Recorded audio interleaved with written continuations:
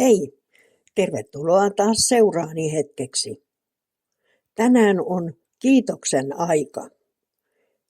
Erityisesti sunnuntaisin minulla on aina päivä kiitokselle.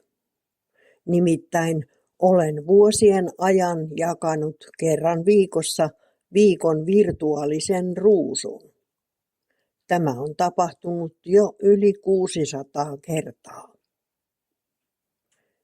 Viikon virtuaalinen ruusu on positiivinen palaute jollekin henkilölle, yhteisölle tai yritykselle, ja syy voi olla melkein mikä tahansa asia. Ruusujen jakamisessa olen kyllä diktaattori, eli päätän saajan yksin.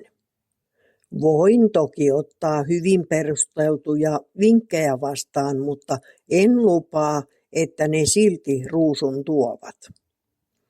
Ja sama taho voi saada ruusun vain kerran, sillä uskon, että Suomessa on niin paljon kiitoksen ansaitsevia tahoja, että toistoa ei tarvita.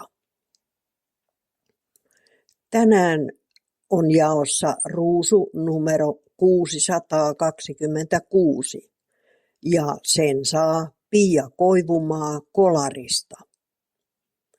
Ruusu tulee erinomaisesta asiakaspalvelusta.